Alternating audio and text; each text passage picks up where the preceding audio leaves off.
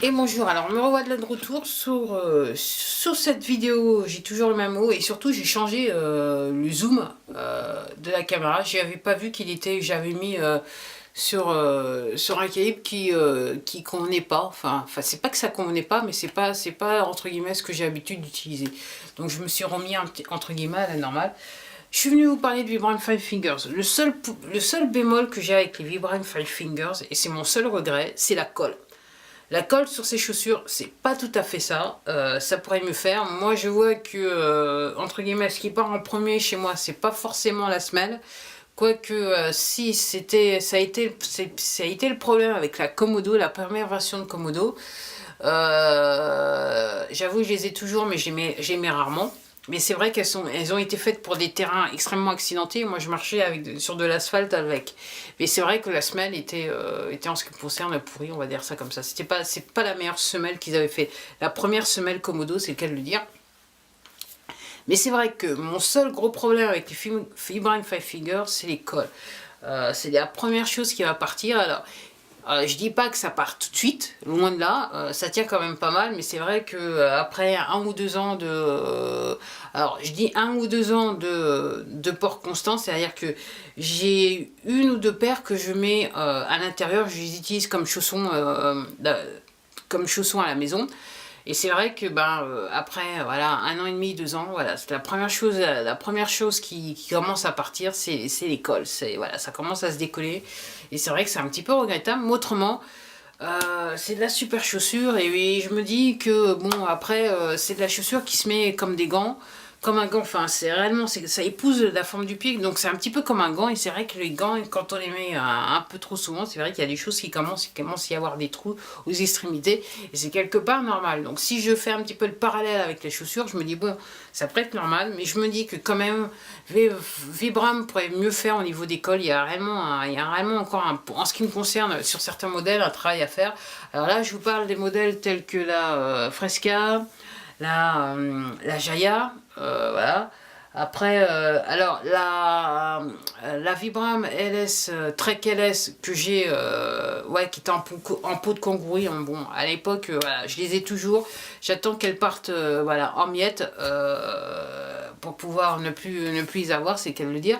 Mais c'est vrai que bon, même sur la Trek LS, alors la semelle est super. Et c'est pour ça que je suis amoureuse folle de la semelle des Trek, parce que pour moi c'est l'une de leurs meilleures semelles.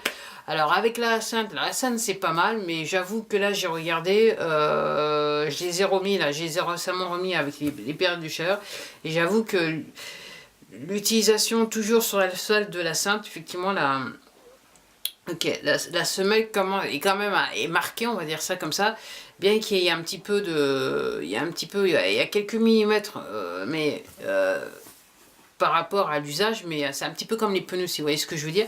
Mais c'est vrai que, bon, c'est vraiment... La semelle de la Trek, je trouve que c'est la meilleure semelle de Vibram. Alors, Five Fingers, voilà. Alors le seul petit bémol, c'est que en termes de sensation au niveau du sol, ça vous enlève un peu la sensation du sol, mais c'est vrai que pour marcher, pour faire du sport, pour une activité sportive, pour moi c'était l'une de leurs meilleures semelles.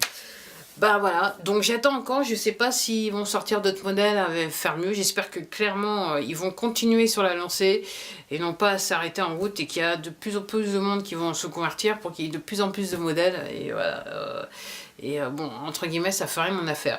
J'avoue qu'il y a une semelle que je voudrais essayer, c'est la Furoshiki. Je me suis tâté, je me suis pas tâté, mais là ça revient là, ça revient un petit peu dans mon, je dirais dans mon horizon, on va dire comme ça me donne une envie, je sais pas, on verra. Si je trouve un prix plutôt sympathique, effectivement, j'irai peut-être sur la Furoshiki. J'ai vu que pendant les soldes c'était intéressant, mais j'ai pas été aussi tenté que ça, c'est le cas de le dire. J'avais un petit peu des a priori par rapport à la Furoshiki, et là maintenant je me dis, je suis prête à mettre un petit peu mes a priori de côté et les essayer. Donc je sais pas, peut-être que je vous ferai une vidéo sur la Furoshiki, mais clairement, là, au moment où j'enregistre, je ne sais pas du tout. Voilà, parce que j'avoue qu'il y a d'autres modèles qui me viennent à l'esprit. Mais, mais voilà. Donc voilà ce que je pense des Vibram Five Fingers. Effectivement, rapport qualité-prix, pour moi, c'est toujours bien. C'est un peu cher, mais quand on réfléchit, si vous allez acheter la semelle de... Enfin, la semelle, si vous allez acheter la chaussure de sport normale, clairement, le prix que les Five Fingers coûtent, c'est le prix je dirais, d'une semelle je vais y arriver, d'une chaussure de sport, je dirais, voilà, à la mode, on va dire cela comme ça. Bah voilà, c'était tout pour moi, voilà ce que je pense des Vibram Five Fingers. Je vous dis à la prochaine vidéo avec toujours le même haut. Comme d'habitude, je suis en train de gicler, ça gicle, on va dire ça, c'est le cas de le dire. J'ai des idées de vidéos, donc je sais que là, juste après celle-là, je vais en tourner une autre. Sur ce, je vous dis à la prochaine vidéo, et comme d'hab, prenez soin de vous. Allez, au revoir.